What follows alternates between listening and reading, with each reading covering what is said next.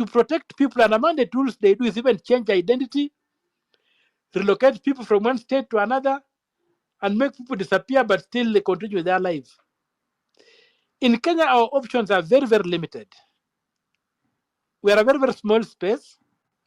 So those who, the law on whistleblower protection, which I think we have, we need to be relooked at, and we look at what realities are there that we can protect our whistleblowers. And maybe some levels of whistleblowing might require removing somebody from this municipality to a different country, from this jurisdiction to another jurisdiction, and changing their identity so that they can have a new life there. So all those kind of things need to be considered. Otherwise, the idea of saying safe houses, what have you, to me is just arrant nonsense. If the thugs want to get you, they will even get you in that safe house. So they need a slightly more elaborate legal and policy framework to protect whistleblowers. But I also think that the whistleblower should be so considered where people release information to private individuals and tell them, hey, do you know that the last elections, the last recruitment, like just the other day, somebody came to me. I was in Kisumu, and somebody says, I've been wondering how to get you. And he walks to me with a pile of paper, and he tells me, look, of the CEO, 4 times. This is the 5th time they are going to recruitment. But now they've bitten the bullet by they've decided to bite the bullet and say now they've lowered the qualifications that are required to make you the CEO of the Kenya Investment Authority. And I've removed these requirements, and there's somebody in mind whom they want to make who has failed ever through. But now even this time he had failed. And they've had to amend they've had to recall the shortlist, remove people who are qualified in the shortlist, and put these people on the shortlist. And please see what you can do. Now, he gave me the documentation showing everything that has happened. But because of the court order that I cannot use these documents in court, all I could do was to put a letter to write a letter to the chairman of the last week. I wrote a letter to the chairman of the Kenya Investment Authority, telling him I've got this information. What they are doing is wrong. They should recruit according to the law, or we shall have to fight over that. But my hands have such a good information that I would go to court and get orders immediately, but my hands are tied. The fact that they will tell me, the Supreme Court said you must acquire documents in a certain formula. The idea that somebody gave you documents on the street, those are the documents that were legitimately acquired, you can't use them. But that's the truth. So I had to write a letter, and I wrote the letter and served them. I also copied the letter to the president. I copied the letter to the Ethics and Anti-Corruption Commission and staff. I don't know what actions they'll take. So this is the kind of country we live in. And so the whistleblower is operating in a very, very toxic environment, and sometimes a fruitless environment. And we've got whistleblowers who have died. The guy who blew the whistle on the Golden Bag was killed. So we really need to know how to deal with this issue. Senator Omotata, I wanted to give the chance to Professor Kibwana to say something. He's about to leave. We have more questions for you. So I just wanted to chime in at this moment. Governor Kibwana, and we'll come back to you, sir. Is that okay? Okay. That's okay. Quite in order. All right. Thank you, sir. I've sacrificed my mass today to be here. I'll go for mass in the evening. Thank you so much, sir. And we still need you. We need all this knowledge that you're sharing with us. It's really impactful for us, educative for us. Governor Kibwana is one fellow who demonstrated that devolution can work. Before he speaks, that's one man when he was a governor of Makueni, he demonstrated that devolution can work. So thank you, and I would be very willing to listen to the good professor. Professor, the microphone is yours. Karibu kwenye space. Asante sana Afrocentric. I have really also postponed my going to Mass, but I am going soon to listen to this very critical conversation, and particularly about these reflections on Saba Day. And let me first of all congratulate you for this space because we are learning a lot, we are dialoguing, and Gen Zs are really showing us the way forward in terms of how our country can be reformed, reimagined for the immediate future. And I want to really say, listening to all of you and Omtata, in terms of the knowledge that he has of law, of how he gets information, data, so that even when it's not always easy, so that he can get certain things done, it's extremely commendable. And at Senate, Omtata, Sifuna, they really encourage us in terms of how parliamentary business can be done. So congratulations, Okia, Heko. I am also your fan. Now, in terms of the Sabas, the history of the Sabas, of course, we know, first of all, there was Mau Mau for the first liberation, and we know how they really wanted colonialism ended, and they wanted proper decolonization. And they were young people, some of them just like the Gen Zs. Because even Kimathi was not 40 by the time the British people hanged him and so on. So that is really like the reference point of how we have tried to get away from this colonial system, colonial institutions, colonial economic arrangements, and all that. Then we had the first Sabasaba 1990, when Jaramogi, Matiba, Rubia, and others, including the Young Turks, initially, were pushing for the dissolution of the 21 years of one-partyism from 1969 when KPU was annulled. And that was driven more, that Sabasaba, the first Sabasaba, was driven more by the political opposition then. And of course, we know the bloodshed that resulted as an article by Houghton Irungu, as shown as recently. Then we had 7 years later, 1997, we had another very epical Sabasaba, where the National Convention Assembly, the National Executive Council, where I participated a bit in, was trying to say, yes, we got the first liberation, it's not kind of working, it was subverted. Now we want Katiba. And so there was, again, a lot of, bloodshed and many negative things. You remember what happened to Njoya and so on. And again, we were really saying that we want a reset of the country. And that is why I'm very excited about now the life and times of the Gen Z movement, because they are ushering in the third Sabasaba of 2024,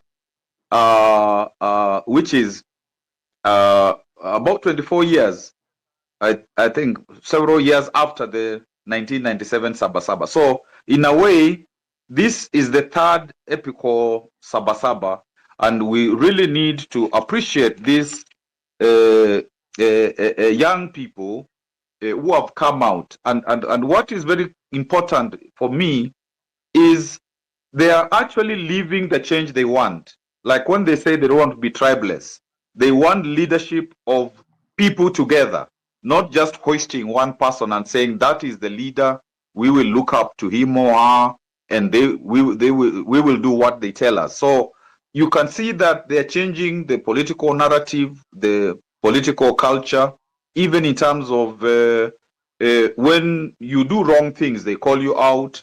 And so that is exciting, because they are, like Mahatma Gandhi said, they're actually living the change they want. And I hope that continues, and I hope that changes even the character in a deep way of these young people who want to see different in Kenya and in Africa.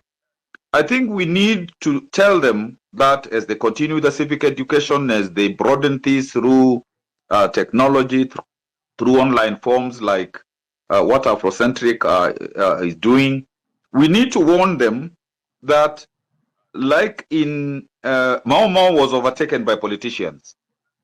Even NCC was overtaken by politicians during IPPG. So I think the Gen Zs need to know that even when some of the, not Omtata, but some of the opposition are beginning to say, yeah, these young people are doing very well, and going to some of the funerals and so on, they have to know that they have to be very protective of this new thing that they are creating. And I think for me, that will be very, very important, because it's easy to capture a movement that wants reimagining Kenya, looking at these institutions, looking at the laws, the policies, that all works, so that we have something that can take us forward in a real way. Let me very quickly just say one point about the recall of both MPs as well as MCS, because the law is more or less the same.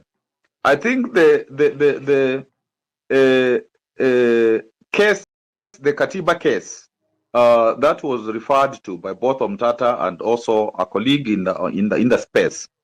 There are some important things it did, because before a recall, the parliamentarians had made sure that there was to be a judgment of the High Court, which said that you can be recalled, that the reasons for recall, according to the Constitution and also some that they put in the election law itself, could add to exist. And the Kanyik, Kemondo, and other courts and other judges, they said that it was not necessary to have that judgment of the court to validate a recall. They also said that even if you were in an election, you can still petition for a recall, because before the law had said that if you were a contestant, you couldn't do so. And there was even another onerous thing of 50% of the total number of voters to be able to support the recall, even before the election itself, and that was struck down. But of course, the 2-year thing and the 12 months before the elections, I think since, and I think this has been said in this forum, since now 2 months are going to end in August, I think those who are preparing for recalls don't have that impediment, so to speak. And I think that is something that must be clarified, so that people who want to do impeachments because some of their MPs are not behaving properly, will know that they can do that within the ambit of the law. Of course, if we had moved to say that because of not passing the gender principle or gender rule, Omtata calls it gender principle, because of not passing that, Parliament can stand, the National Assembly can stand dissolved. Actually, Parliament can stand dissolved. That is still something that people can work on, because it's still a live issue. Because up to now, Parliament has not passed, this gender principle, so that within the Constitution, as we go to any elections, it is something that now works. So that is also another issue that can be used to actually tell Parliament that now, because we have not passed this, we want to ask that you go home. And I think that's important, because this less than 1/3, so that there's 2/3. Nobody can have 2/3. No gender can have 2/3 parliament, in the county assemblies and so on. The county assemblies are okay. I think that's an important thing to do. I think when we come to the emoluments, and Umtata has described that very well, you see the salary itself, if it's 1 million for MP or slightly less, you know, you have to look at the sitting allowances, you have to look at the, you know, travel allowances when people are going for benchmarking and all that. And you might discover in certain instances, people get even more through, you know, those allowances and so on. And therefore, that is why it is really important to go to both the CRC as well as the Parliamentary Commission and say that these salaries, like that formula Umtata was saying, must be realistic, and the salaries of all public servants must be realistic. And all these allowances, like people going to Tanzania when they are from just a nearby county, because the per diem rate is high, and even those per diem rates to be reviewed. I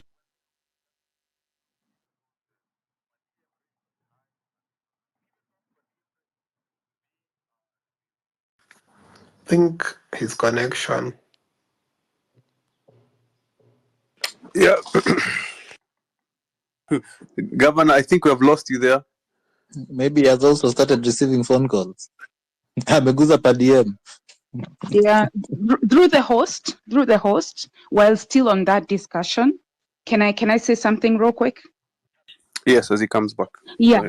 So what was informed by Senator Umtata is that the returning officers, you know, the ones that are in the constituents, can actually call for a, you know, for an election, right?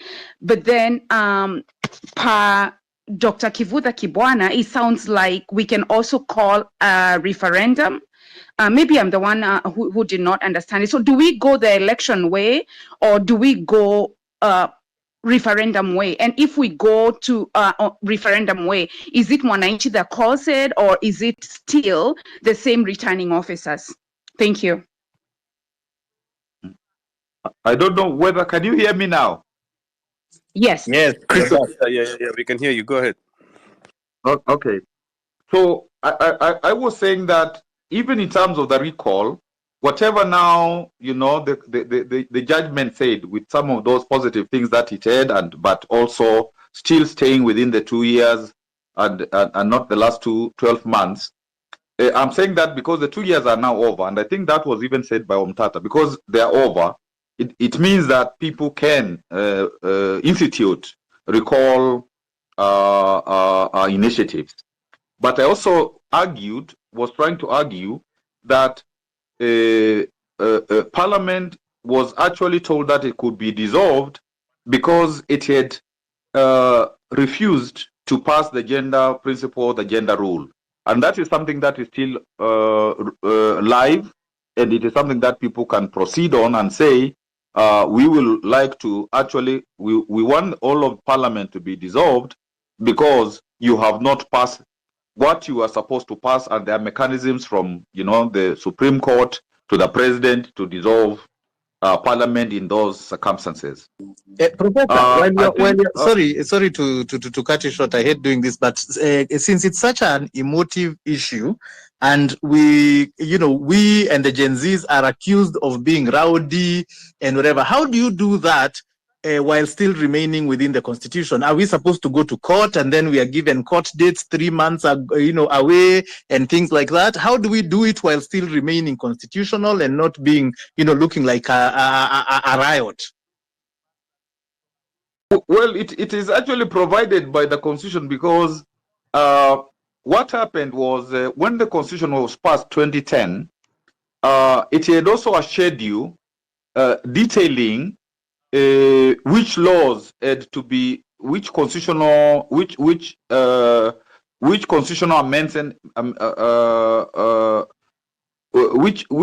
what had to happen according to the Constitution, whether there are some actions required, some laws required, and are you referring to the schedule where it had dates and? Yes, in the schedule. Yes, okay. Yes, precisely. And if you don't do what you are requested to do by the specific time, then you can be censured. And actually, there have been even attempts to get Parliament to pass the gender rule, or Parliament is dissolved. But of course, because ultimately the president has to do it, even when the Supreme Court recommends, the president has to do it, and therefore there have been, up to now, before during President Uhuru Kenyatta, that was never done. But I remember Maraga, Justice Maraga saying that this requires to be done. So it's a question of, again,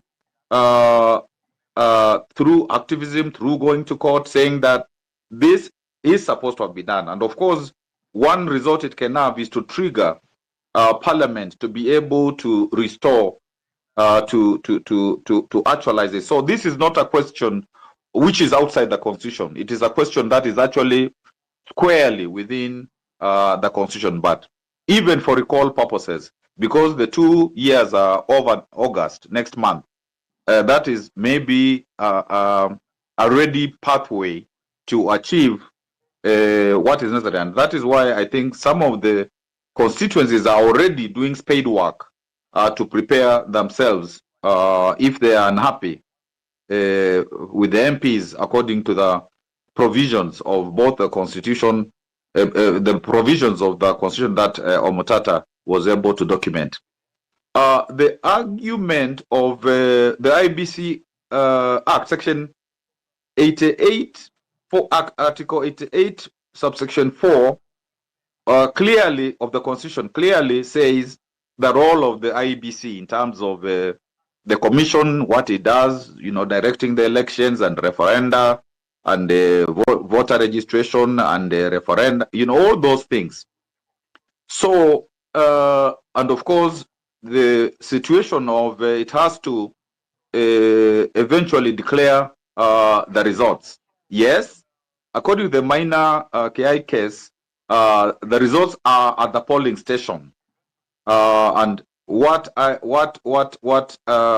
commission does is to aggregate them, and actually most of the spade work of the aggregation is done by the secretariat, but they according to the law they have to declare not the chair but the commission in totality, because the Supreme Court says this is not a question of the chair alone. So it may be difficult for the secretariat to act as if it is both the secretariat and the rest of the commissioners, and that is why, following Omtata's argument of the creation, and I think this is also Muguna's argument of the creation of a transitional authority, if there is a vacuum, I think one would have to think through carefully, how do you constitute that transitional authority, presumably through Article 1 of the Constitution, and how does that traditional authority create the IBC if the IBC would not have been created. So I think those are areas where there has to be, more thought and more clarity in my view. And even because the president did say that next week he will do the necessary regarding IBC. One of the problems that I've had, and it's also an historical problem, is the political class provides the majority of the panel members of 9. I think they provide 5, if I'm not incorrect. They provide 5, and the other 4 are provided by LSK, the accountants, ISPAC,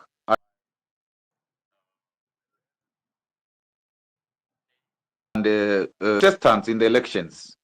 And they want to influence how the referees will be determined. So I think that's one area, although the process as of now has gone very far, but that is one area of contestation, because so long as the political class determines who becomes the commissioners, we will continue to have problems. And that's why we had like some commissioners appearing to be for, in the last elections, to be for one section of the politicians and another section. So that is also something that we require to think through.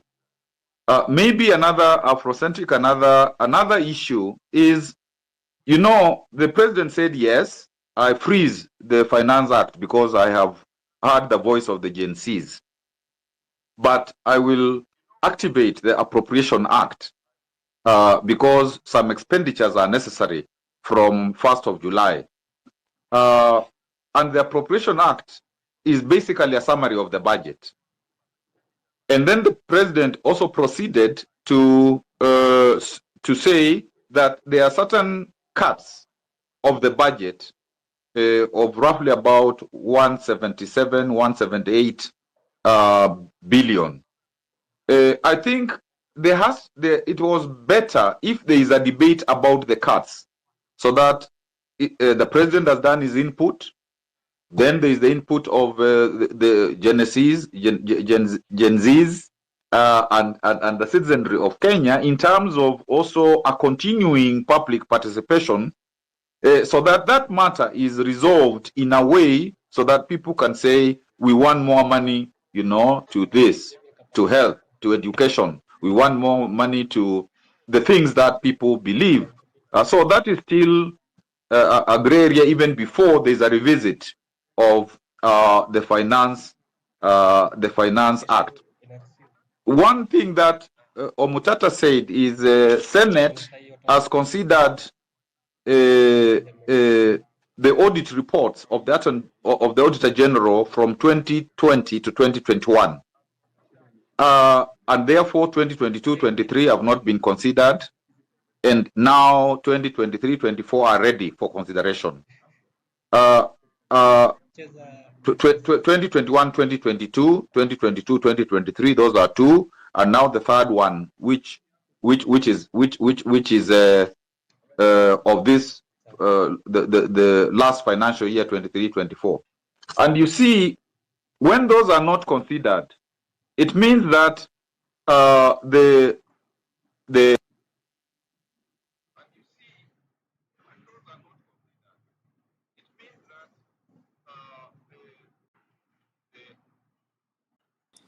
I think Governor, we've lost you again. we've lost him again. Yeah, I Professor think akiguza tu pesa. oh, okay. And now yeah, we can hear you. we can, okay.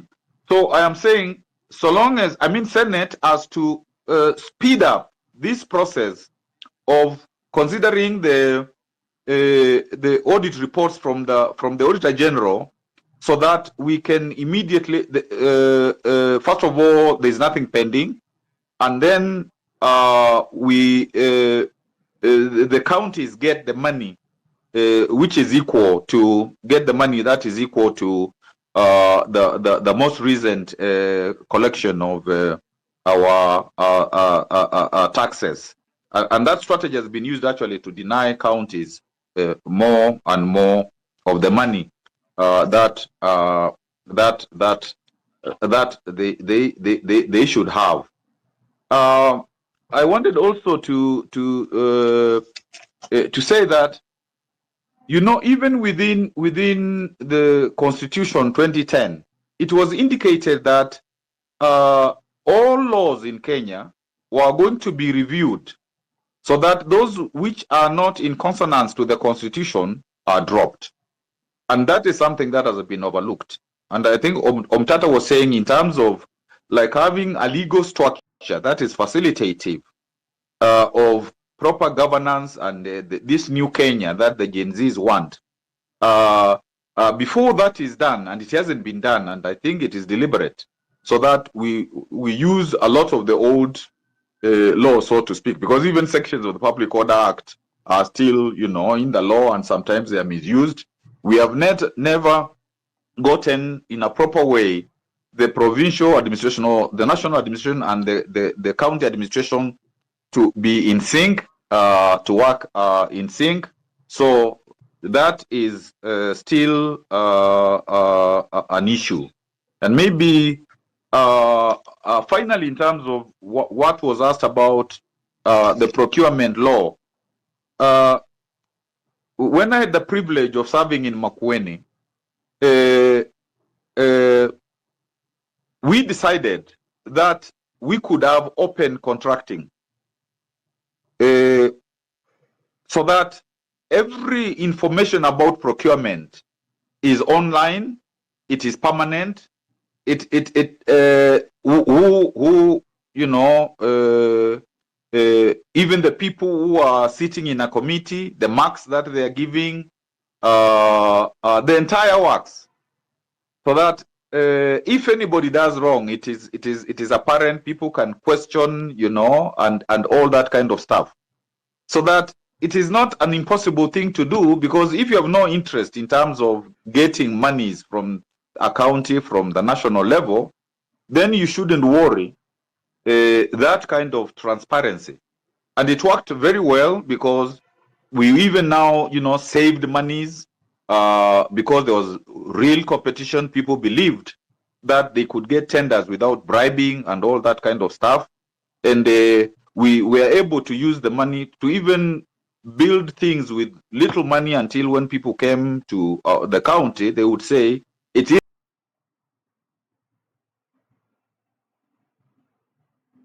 isn't possible, but it was because of that. So I think that's something to consider, you know, corruption and all that kind of stuff.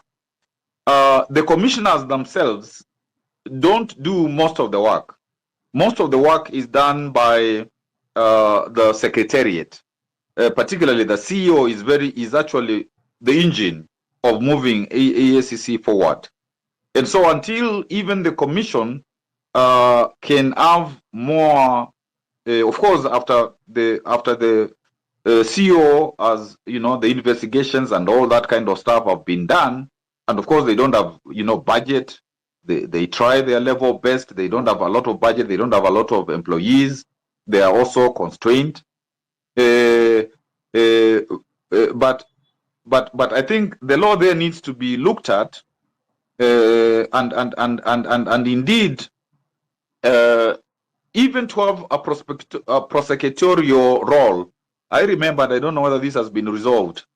There was an attempt to have an East African convention on corruption, but I think Uganda and Tanzania and some other countries were saying that Kenya must ensure that its anti-corruption authority has prosecutorial powers, because if that doesn't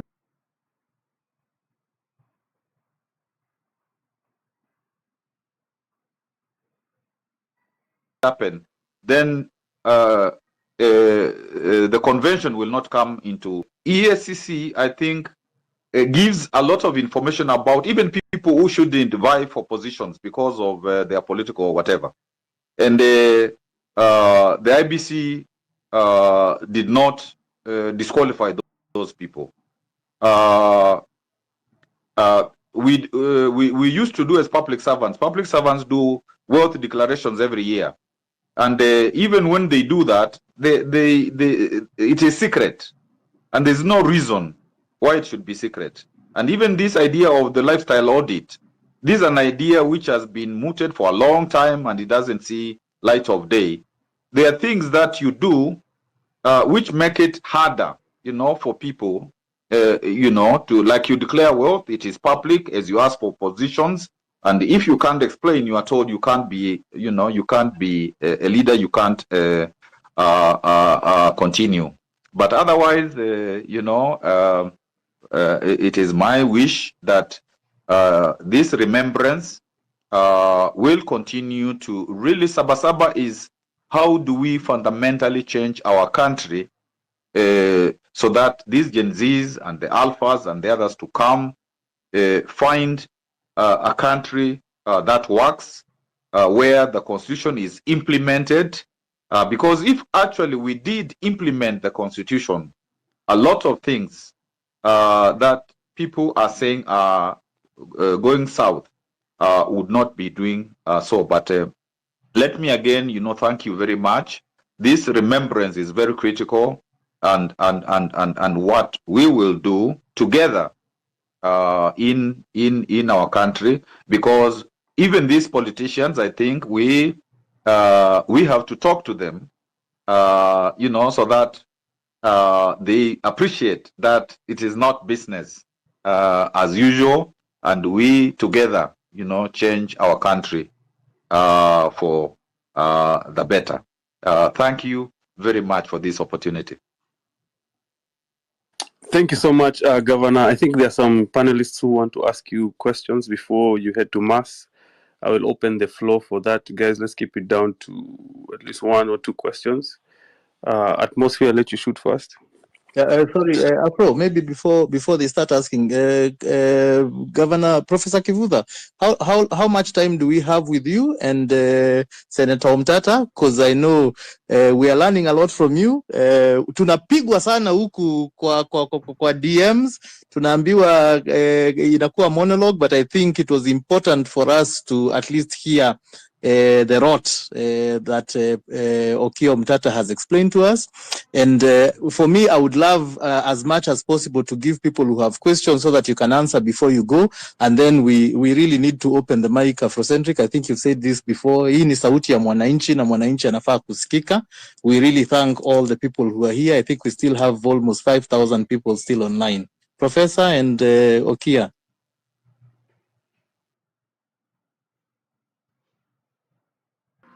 And I think Professor should, since he indicated he wanted to leave, we should give Professor the chance. So how do we have time with you, Okia? And Professor, how much time do we have with you? Yeah, available. So let us give Professor a chance. And it's very important to listen to Professor because he's been around longer than I've been. He's been an exemplary public leader, and he has been a governor. And he's also a professor of law. He's not just a professor of anything else. He's a professor of law. So when we talk about rule of law, he's the guy to guide us. You're correct. Yeye ni walimu hawa nini what are lawyers called? Mwalimu wa lawyer. Yeah. So let him go, have the go. And then I'm around, as I said, I'll go for my mass at 5 at the Holy Family Basilica. So Asante. Professor, how much time do we have with you? I wanted to go. I want to go away by 1 because my mass is 1:30. So Afro, over to you. We have 20 minutes with Prof. All right, guys, be patient with us as we're going to iterate through to every speaker who is requesting. Please bear with us. Consult the Jumbotron. We have a petition that we're asking everyone in this space please to sign. Append just your first name, last name, and email. All right, Atmosphere, mic is yours. Thank you very much, Afro, for this chance. Good morning, good afternoon from wherever in the world you are. So mine is to ask Professor Daktari Mr. Kibwana. Well, maybe most of the people here don't know you've been around since the Moi era. And this is when Saba people used to go and protest in the streets. And you have an impeccable record in leadership. You've been governor. I was particularly very interested in seeing how you ran Makueni County with people, with the people behind you. Meaning, you had this style of tendering where public participation was in the forefront of everything, and you would actually pay the people who tendered when everyone from the public is satisfied that the projects were good. And that time was an interesting time because we will see other governors come to benchmark in Makueni, which is a very impeccable record. You are also Minister of Environment during Kibaki's time, and I've been following you for quite some time. So my question is, these current governors, what do you think is the biggest problem? Don't they have proper advice? Are they just greedy, or they don't have plans for their counties? That's the first question. The second question is the region, the eastern region, where we have perennial water problems. And then recently we saw very interesting times when floods were experienced. What would you advise that the people who are currently leaders in that region should do about the water situation? I'm particularly not from that region, but it's something I would like to hear what you think about it. Thank you.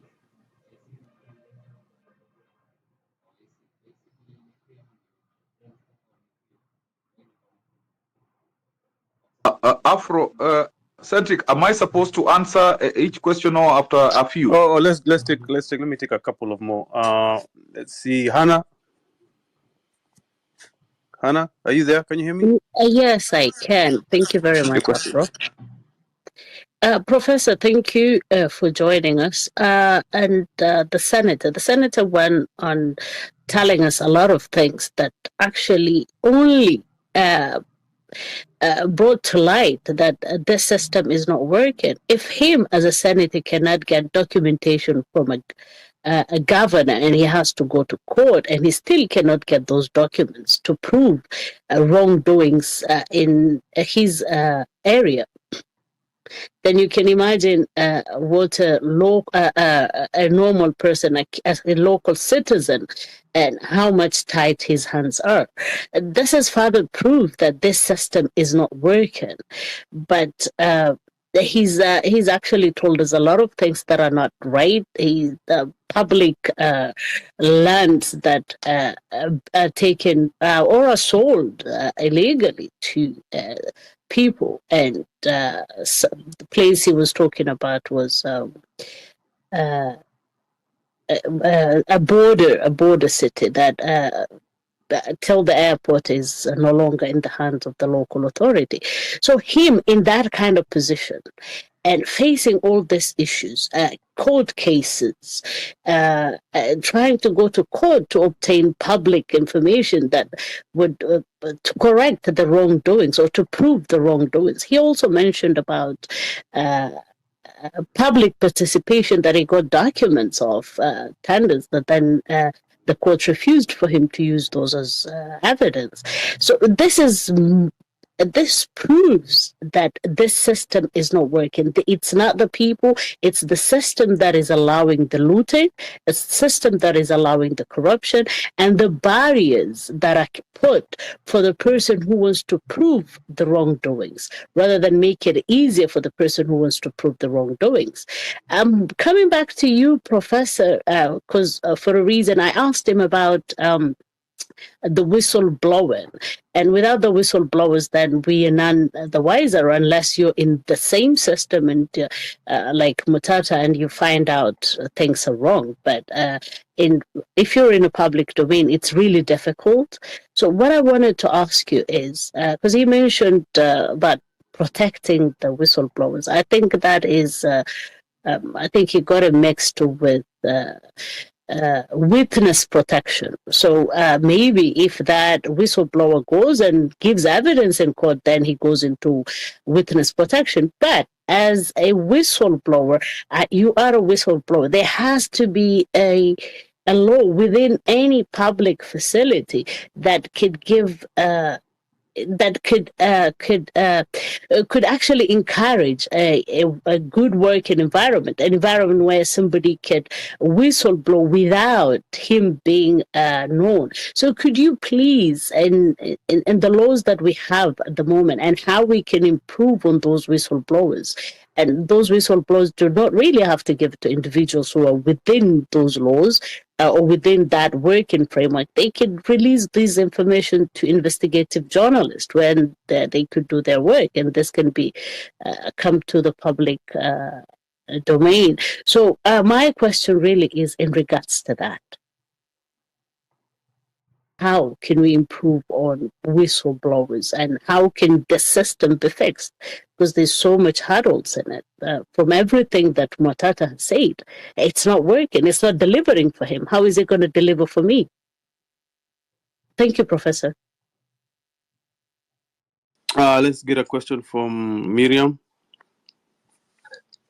Thank you. Asante sana Kivuda for addressing the procurement issue, because I am very concerned with procurement in Kenya, mainly because I do business with government and I know that we supply at 60% above the market rate, which is unacceptable. So I had asked a question earlier, whether it's possible to have county procurement acts to streamline the procurement system. And my other concern is why are counties and also the national government, but not so much, but counties, having trouble paying within 90 days of supply. I think that's one of the reasons why people are inflating these supply rates. Yes. So is it possible to have this done on county level? And is it possible for us to also be able to pay within 90 days of supply? I think this will also enable the youth to do the supplies business, because the youth are not able to do it, mainly because it takes up to 2 years or maybe 3 years, sometimes never, to get your payment. So I am interested in the supply area. The second thing I wanted to mention is that I do see the president's frustration when he's busy telling us that, you know, I'm doing this development and this development, I'm working. But the challenge is that the Mwananchi is not feeling the effect of whatever he's working on. So when we go to the county level, for example, I have transversed the whole country and I see that the road networks are very good. But it's very embarrassing to drive on a very smooth road and not even meet 2 cars in 1 hour. Like you can drive a whole 50 kilometers without even meeting one single car on those roads. So is our focus on the wrong thing? Because what is the advantage of having a road network in a county where there's no economic activity going on? I don't know why people have to take their maize out of their counties, sugarcane, all that. Why can't counties focus on producing a complete product to the other counties? For example, the counties that are dealing with sugarcane, why can't you produce sugar in that county? When you have maize, why can't you produce flour in that county? I think those are the issues that counties need to focus on. So on the road networks, very good job. But to me, I think that we are not focused on the development programs that directly affect Mwananchi. It's something that needs to be challenged, and it's something that needs to be followed up on. On the salary issue, again, my other very major point of concern, we can't have 30-something counties that are paying above the threshold that has been recommended. So how can we challenge that in court? Because as the senators were speaking, they seem to be very sincere when they're talking about the MPs, about the president, but the counties on their own are like a small country. You cannot be talking about the national country paying above the 35% of wage that is recommended, but on the county level you're doing the same thing. As a senator here confessed, they are also on the 40-something%, which is way above what is recommended. So how can we challenge this on a county level? Because I believe that change starts from mashinani. So if the counties can push to have this change in the counties, if the senators can challenge to have this change in the county, then it will be possible to push it on a national level. Yeah, thank you. So those are my 3 concerns, Kivuda, and thank you very much for touching on the procurement. Again, can we do this on a county level? Asante sana. Thanks so much, Afro. Kimutai, are you there? Yeah, I'm here. Well, please shoot your question. All right. First of all, thank you for giving me an opportunity. And secondly, a lot of my questions and concerns have been answered, so I'll yield a lot of my time back to the host. But there's one particular concern that I have not heard. Over the last 3 weeks, we had a lot of abductions. And the major concern was Safaricom was giving out the location of these individuals. So my question probably to Okia Mutata is how safe really are our private data, and how can we do what can be done really to protect the privacy and the data of the citizens? Thank you. Thank you, Kimutai. Nice and short. Eric, you had a question for Governor Kibwana. Eric, can you hear me? Yes. Sorry? I'm talking to Eric. I'm trying to get a question out of Eric. Eric, no. Ayo? or maybe they can put up their hand. Okay. Guys, put up your hand. If you don't, I have to bring people up. So if you don't have a question, I'll have to drop you and bring more people. But Governor, you can go ahead and answer the next round of questions. Okay. Thank you very much. There was a whistle blow up protection bill in Parliament. I don't know whether Omtata will be able to advise us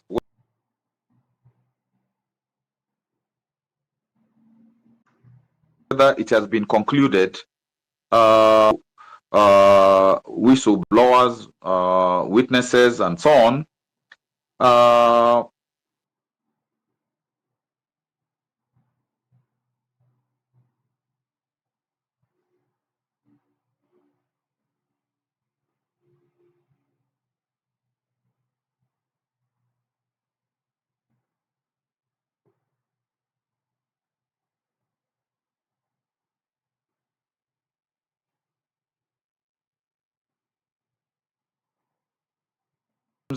Sometimes we have, good laws, but the implementation is a major problem, just like we are saying for the Constitution.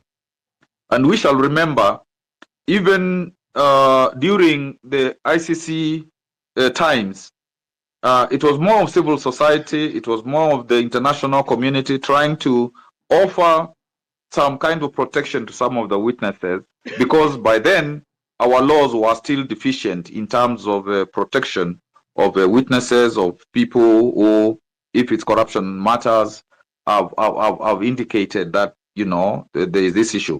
And many people actually even get afraid of reporting to ASCC because they believe that even when they are allowed to do so without mentioning their names and all that, they still believe that their identities will be discovered. So I think, just like was stated, that if a senator cannot get some of this information, what about any other Kenyan citizen? So there are issues there. There are issues about how do we get a culture of rule of law, so that when laws are passed, and including the fact that within our constitution, our international law, which has got all these elements of witness protection and all that, is law in Kenya, so that even there can be recourse to using international law, because any law that we, like all the covenants that we have signed and ratified, all those are law in Kenya, but we still have not developed that culture initiative of being able to use international law itself, which is part of Kenyan law. So I think here we still have to say, even as the laws, like Omtata will tell us about what has happened with whistleblowing law, witness protection law, but even when those laws are there are powerful forces which try to make sure that they don't operate. Of course, in the Constitution, there's the right of information. We are supposed to get information from the state and from all that, and that is why Omtata is still going to court, wanting to get certain information. And this is a critical area of, unless it's really information about, like, military things, about some of the military things which you don't easily provide, because of if they will be accessed by enemy, whatever. But most of the information in the public domain, should be able to, a citizen should be able to ask for it, and the law says, sometimes you may have to pay some little money for, if it's those photocopying or whatever it is, or whichever way it's transmitted to you. But getting this information going forward is very critical in terms of the democracy, the new Kenya that we want to create. The salaries, counties which pay more than 35, there's also an historical aspect, because some of the counties like Nairobi, like Mombasa, like Kisumu, under the original council, city council, municipality, whatever, they had employed very many people, and those people were given over to the county governments, and they were permanent and pensionable. Even their salaries had been negotiated just before the constitution came into being, and they were actually higher than the salaries of people working at the national level. So there's that historical issue which has not been corrected. And then, of course, there is the truth of people employing because they are, they want to employ people, will campaign for them, vote for them, people from their clans, tribes, and all that kind of stuff. And so there has to be rationalization. And there have been attempts, even at both county level, national level, to look at the wage bill. Because if a lot of the money is consumed by wage bill as well as recurrent, the other aspects of recurrent O&M, then it means it's only 30% that is supposed to do development. And that's why a lot of the counties are not showing result from that 30%. 30%. And even at the national level, it's still the same problem. Although we have about 1 million people employed in the public sector, both national and county government, still the money that goes into the salaries and O&M, operation and maintenance, dwarfs what goes into development, and that's something that requires to be looked at as we go forward, because what the Gen Zs are doing must involve like creating how do we want to see the new Kenya? Can there be a manifesto of this is how it will look like? And these issues that we are discussing, and many issues in these spaces with Gen Zs and so on, must come into some like looking at the Vision 2030 and saying, can we have something now more than Vision 2030, which really says how do we get from all these problems we have had since independence to something that now a new vision, and I think that is where a lot of what we are saying should be accommodated, not just the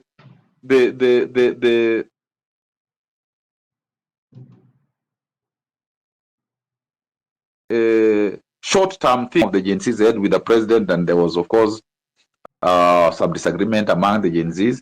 But apart from those short-term things that need to happen, it is now how do you plot for how the future will look like? Where is that vision?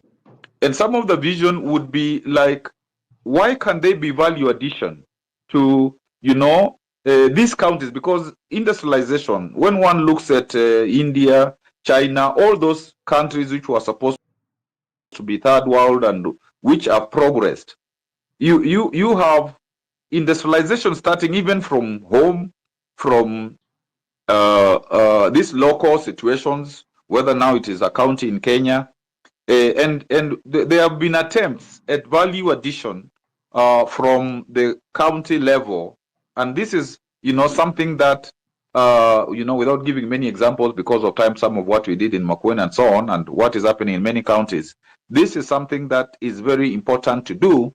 And even the question about the priorities, is it road network, is it what?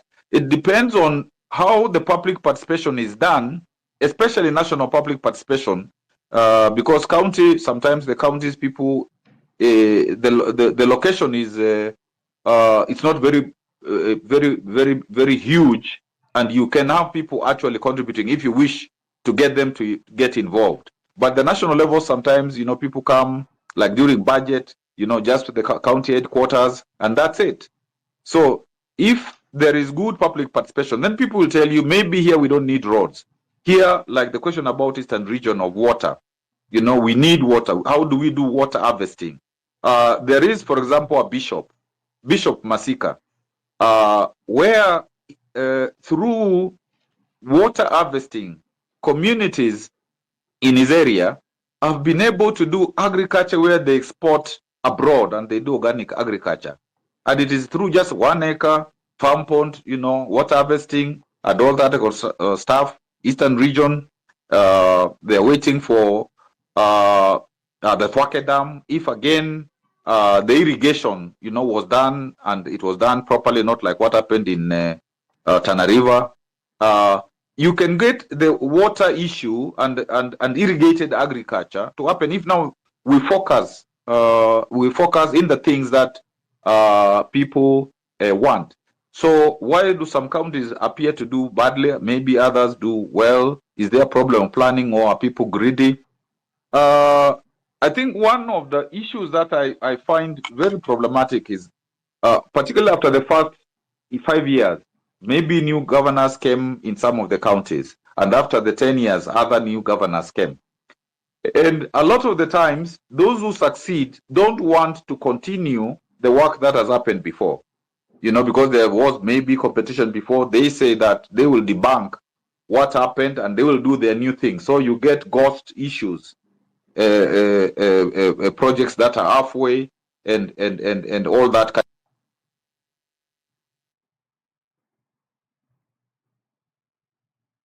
Hello, Governor, we have lost you. Guys, can you hear him? No, we can't. Yeah. They are fighting you. We're lost now. Can you hear me now? Yes, we can hear you. Yes. So that is an issue that needs to be looked at carefully, so that there is that succession and people don't just say we are starting new things, we will not. For example, sometimes they come, they find a budget in operational, which was prepared by the outgoing regime, and then things that already had even been procured, they change that, and you're not supposed to change that in law, because if already somebody had a contract and they were doing a job and then you vary the terms, that is problematic. Why can't county governments pay within 90 days of supply? If they have money, they should. If they have money, they should, because sometimes they don't have money from the national level. Sometimes the money delays 2 months, 3 months, and so there is a problem there. And of course, if governors, if in some situations there are officials who want to be given kickbacks to pay, that also sometimes is an issue. If some governors have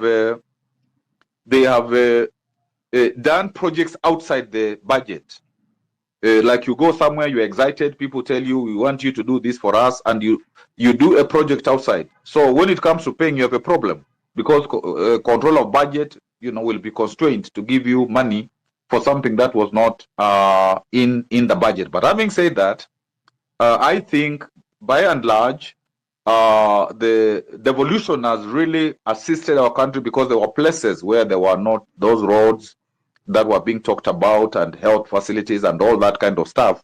But there's still work to be done in terms of like making sure that you have those economic blocks. There was a law which Wamalwa was trying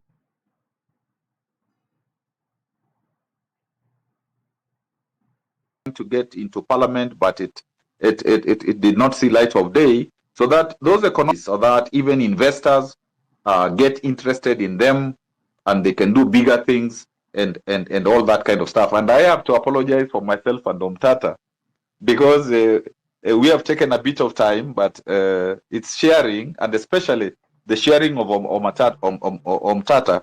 I thought there were things he said which are not normally in the public domain, and they help us in terms of navigating going forward, and particularly for Gen Zs. And I heard that he said, I'm a professor of law, and he said he knows a lot of law. He can even teach constitutional law. But now listening to one of the questions he was asked, and him saying I'm a professor of law and all that kind of stuff, I thought he was telling me that maybe he would like me one day to be his Attorney General. Thank you. Thank you. Let me take a couple of more questions from Nduta. Nduta, are you there? I think we have to let Professor go. Sorry, Duta. Prof, you had requested to leave at 1. Asante sana for being here. We hope that you're going to make it back to the space after mass. Lakini kama unaenda maandamano tunakuelewa 100%. Asante sana. Prof, thank you very much. Prof, I won't take more than a minute. I'm just going to give me a minute before you go. You have raised a very important issue on projects on completion and the issue of everyone that comes into power changing up the projects, which is a very big issue that needs to be dealt with. That was really a key point. On the 3 executives, the 3 arms of government, I just wanted to ask you, how can we streamline the independence of the 3 arms of government? How can we ensure that they are streamlined to be really independent? Because as the president was speaking, he mentioned that he has sent home. He had a number of judges that he has sent home, and my question was, why is he sending so many? You can beat your chest, around sending so many judges. So is he sending them home because they're not compliant to just being dependent? That was my big question. Thank you.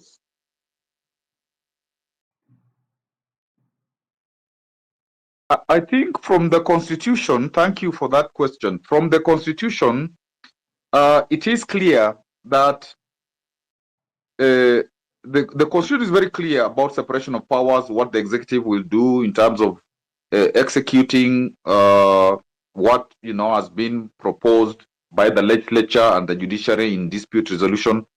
So the constitutional framework is clear about what each arm should do, plus the commissions as well, because the commissions are very, very important. They were devised to also check the 3 arms of government because of the imperial presidency that we had to share power. And of course, when they are effective, the commissions, that becomes very, very, very important. So some of what happens is if, for example, the legislature is subordinated because people, for example, CDF is one of the things that is used to control MPs, because if they give tenders for themselves, if they do that kind of stuff, then they are normally told, if you don't vote the way the government wants, we are going to take you to court. And therefore, they become feeble. If people accept that, they can be bribed, they become feeble. So again, it also depends, and this is something that I think Omtata explained a lot. It depends on the kind of quality, character of people that are elected, and people who are going to know that they what they are supposed to do is very, very critical, and they must follow the law, they must follow the constitution. Same for the judiciary, so that people can't get bribed. And the judiciary, for example, has helped devolution a lot. When the executive was fighting devolution, they helped, a lot in terms of protecting it. But the executive in our country, historically, has believed that it is more than first among equals, and it can override the other arms, other organs, or public organs, and so on. And so there has to be a big mindset. And I think, given that, for example, today you can see the executive, you can see the legislature, you can see, them beginning to listen to the citizens in a more genuine way.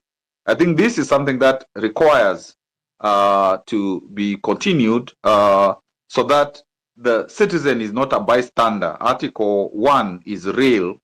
And that's why the civic education and the Gen Z movement, these are life-saving things for our country. Thank you very much. Thank you, Governor, for your time. I think we're going to release you, let you be on your way. But thank you so much for the knowledge share. and thank you for Yeah, dialoguing with I think Gen Afro, Zs. you have to create a space where governor and other legal minds can come and help us navigate through the legal in any ways. But asante sana, Prof. Thank you. Yes. I'd like to pass the microphone to Nasra. Nasra, mic ni yako, karibu. Thank you so much, everyone. I hope you can hear me. So today, firstly, I'm really grateful to be part of this very, very important conversation on a very, very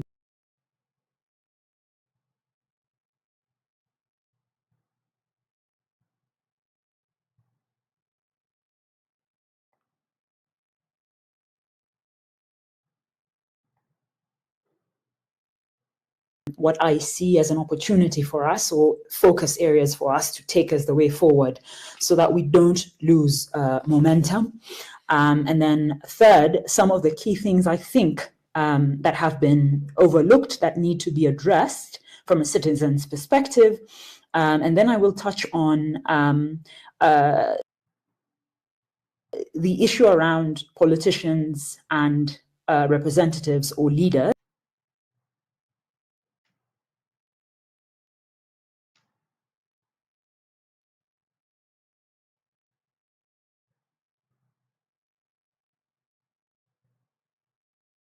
Or servant leaders in that regard.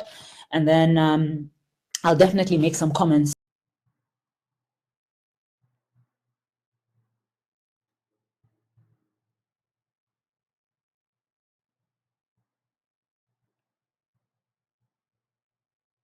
from what I've heard from the democracy protests are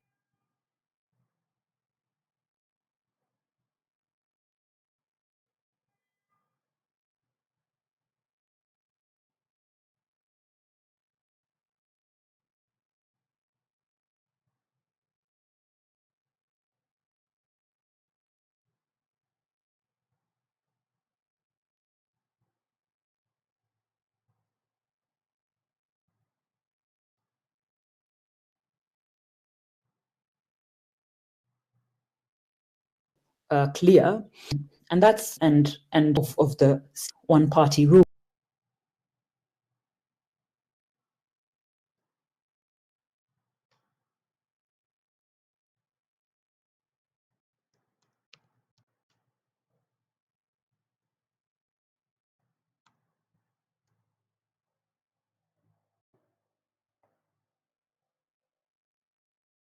The democracy in like the National Assembly at the but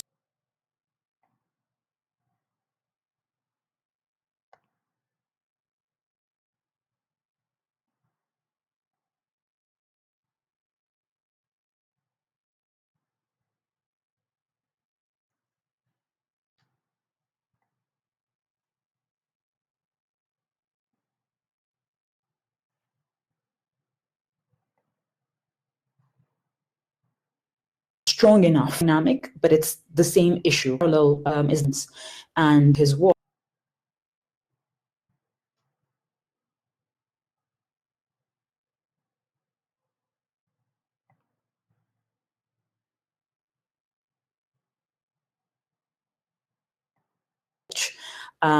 We've because that's something that is a parallel between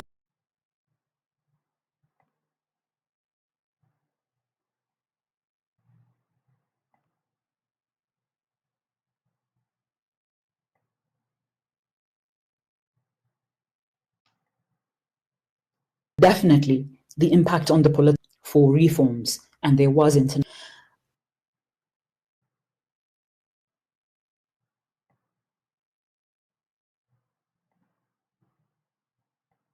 However, with me on this, but the forthcoming very struck me as problematic because when we talk about a democracy, it means irrespective of the divide, whether you're in the global south or the global north, you have to stand by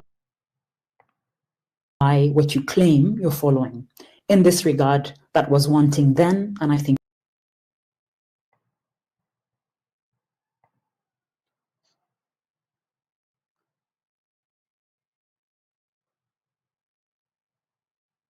it's wanting now. And then in the past, the Saba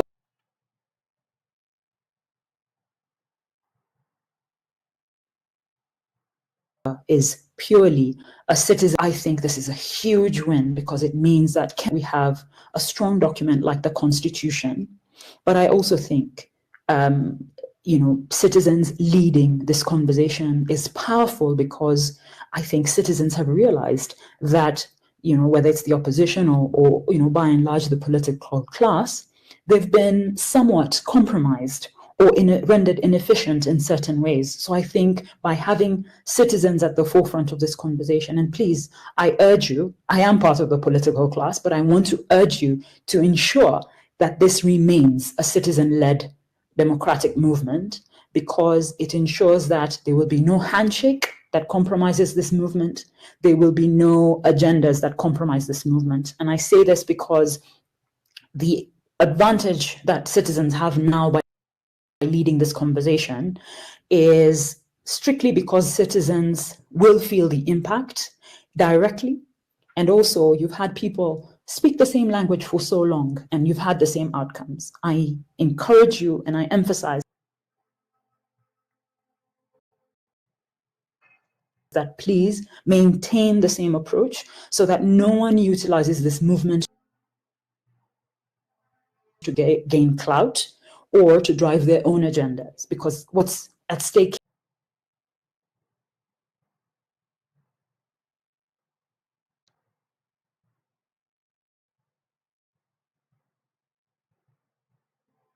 here is really the democracy. The two differentiators here is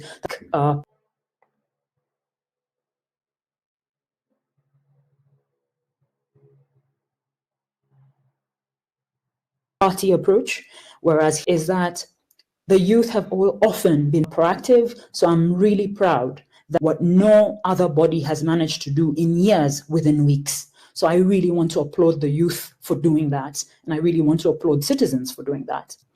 And so, taking now that aside, which is the parallels, what is the next step insofar as this being historic, and what can we take forward from what's happened recently? I think as a priority, we need the IEBC reconstituted like yesterday. I understand that the president has made a commitment of Tuesday, but in as much as that commitment is there, I would also be keen to peel the veil behind that. Will he really put people who will send his MPs home? I don't know. Those are questions that we need to factor in as we are thinking of this reconstitution. Whoever is part of that IEBC needs to reflect the Kenyan people's will, not the political class. Because of course, they cannot be judge, jury, and executioner. That's definitely a conflict there. So is there a way that the Law Society of Kenya, maybe with private sector or maybe with other groups that can come together to support this process so that young people's voices, the citizens' voices, is reflected in that reconstitution? The second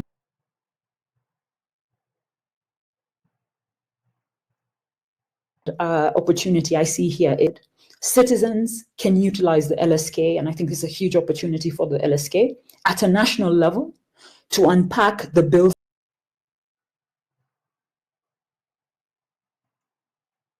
before the assembly, and that means and critical for the public to understand so that they can then put the pressure on their MPs or senators so that nothing that is against the will of the people is passed.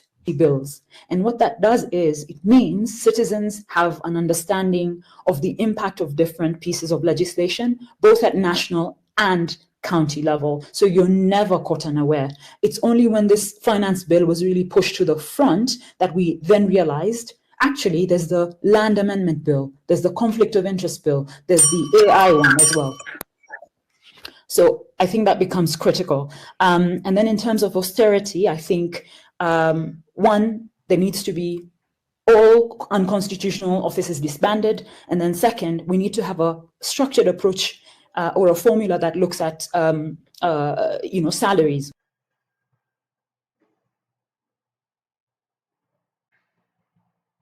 which looks at the economy and a benchmark of Kenya versus other countries. What's the fraction of the GDP being utilized to paper making? And here the opportunity is we can actually monitor the MPs, the senators, the MCA's contribution, especially relying on the Access to Information Act and the Public Finance Management Act. Can there be a matrix where you have visibility on the bills, you have visibility on the projects, and you have visibility on the amount spent, and a independent third party which can confirm this? In closing, I want to also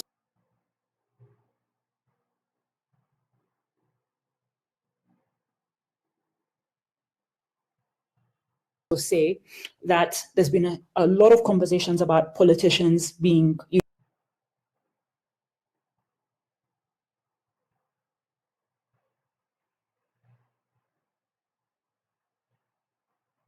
scum in many ways.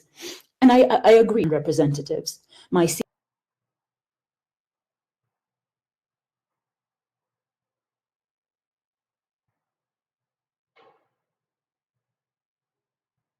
seniors, a political class that who is serving, they need to be a servant first.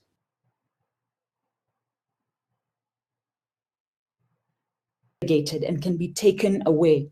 And public service should be and is about serving all the people, including those who are not like you and who can't do anything for you.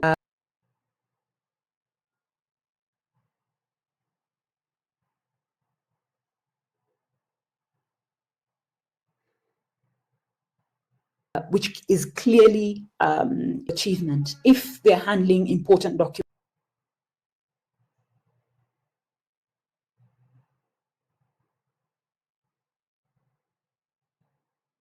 We will be having the same conversations here in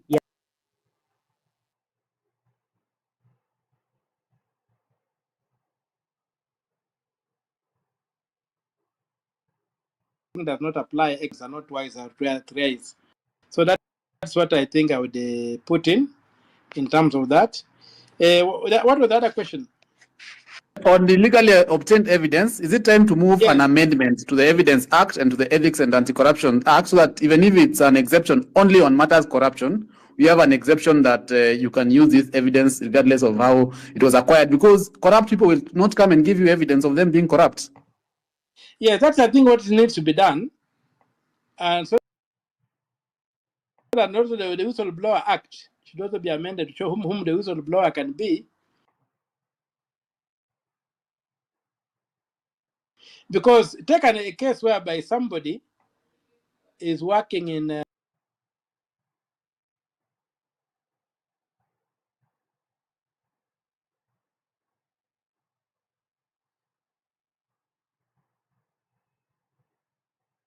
a government institution of corrupt nature.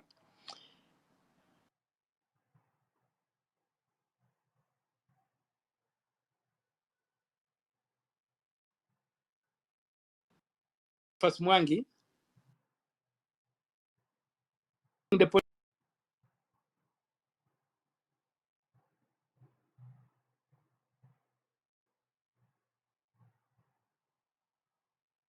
police, or he believes even if he gave to the police to make. So could it be legitimate for a whistleblower to give Boniface Mwangi a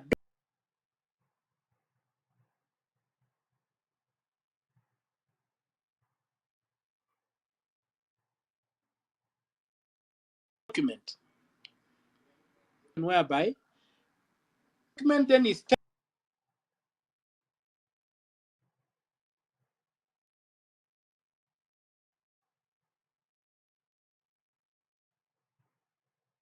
tested on its validity, because this is a document, ABC has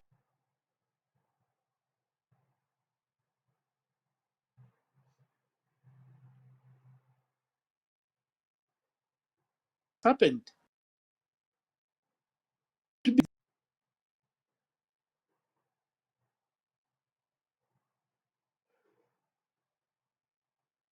You don't have a right to stolen property. People should not use this to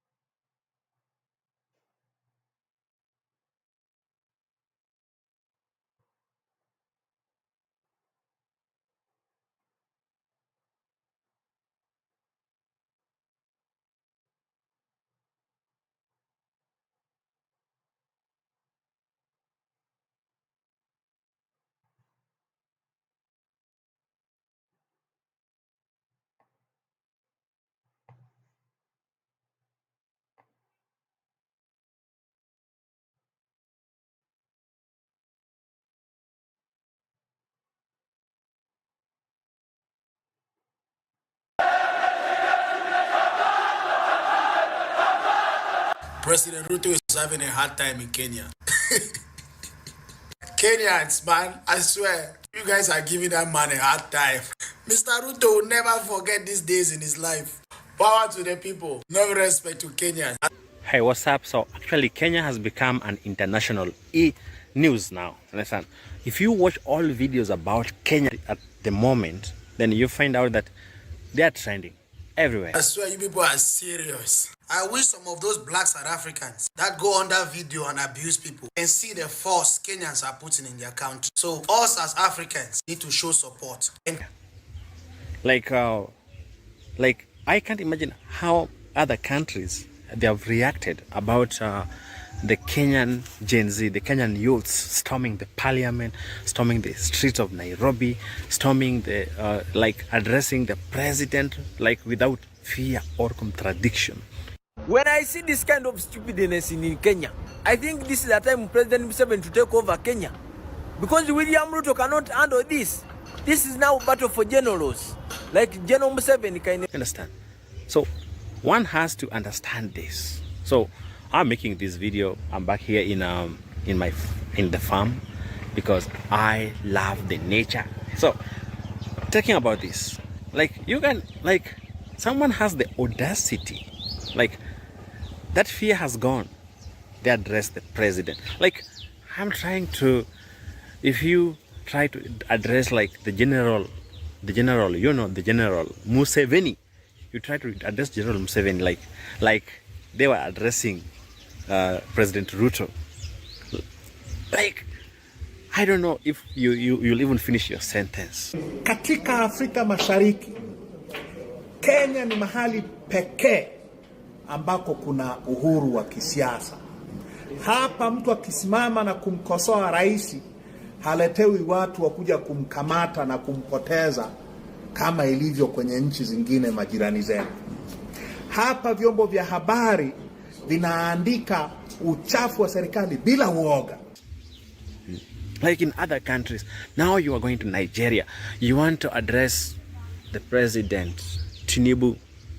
Bro, that guy will even die. Like that anger that Kenyan youths have will even kill that man before he's dead. Can someone please explain to me how what's going on in Kenya right now still hasn't created some sort of a chain reaction all over Africa?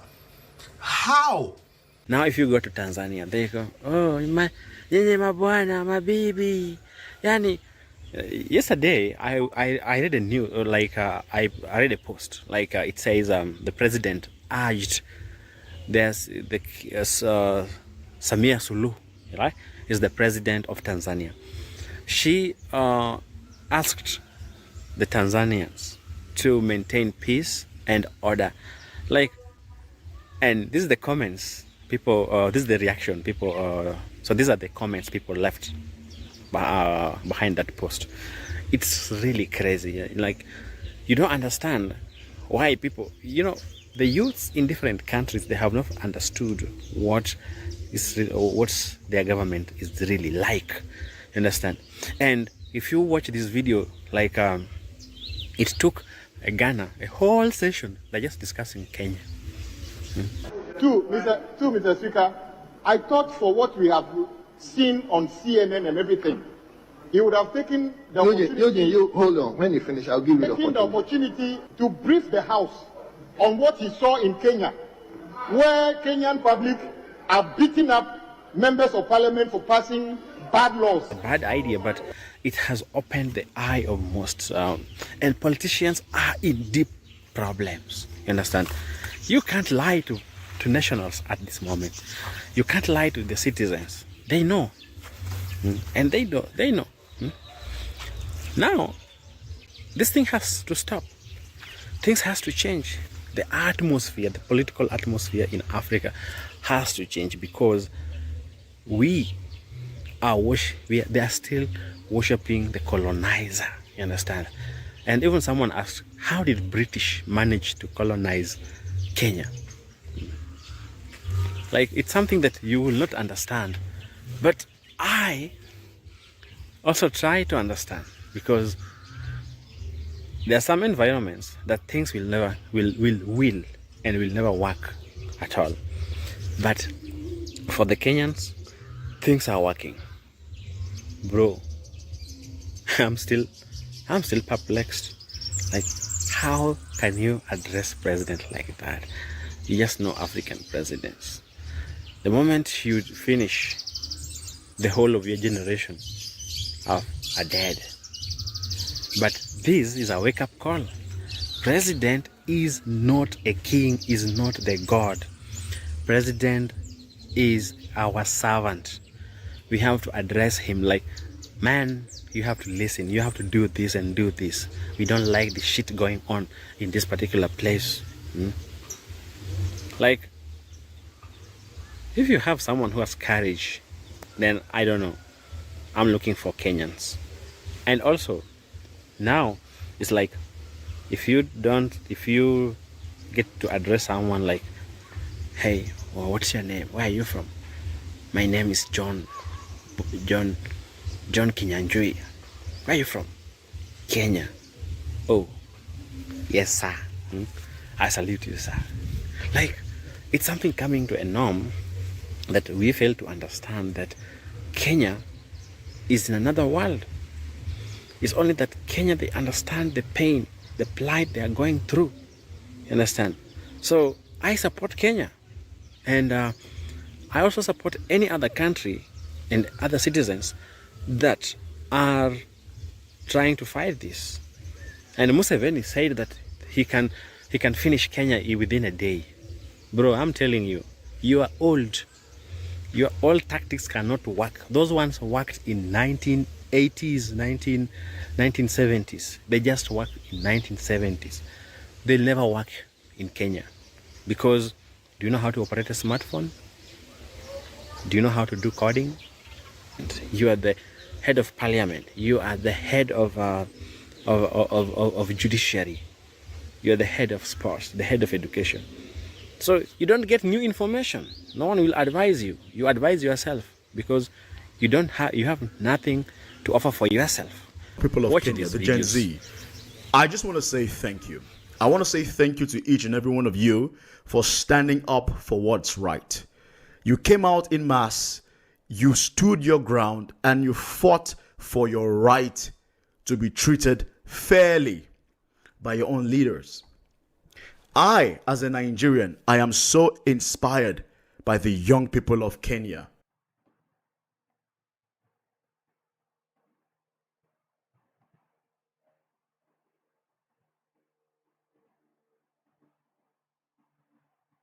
I am seeing less breakouts, I am seeing less blemishes, and I'm impressed.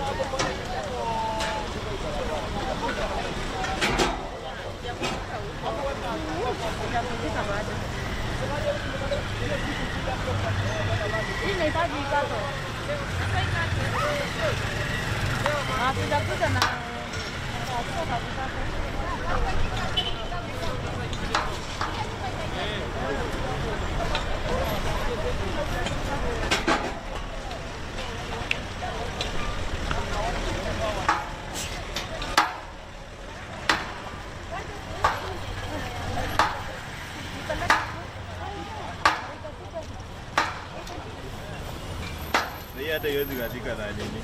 Unless hapo. Nataka sio. Anasema ile hivi ya mkaiko. Jamaa kamera. Press.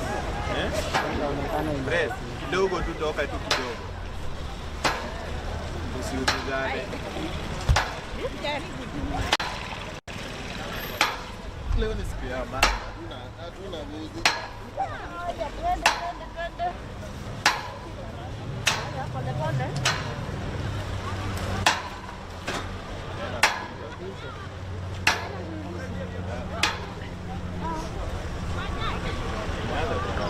Anaenda na wanaume wanafanya kazi.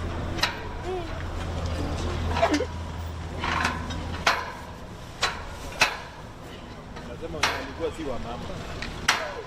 Wamama wako walikuwa wachache.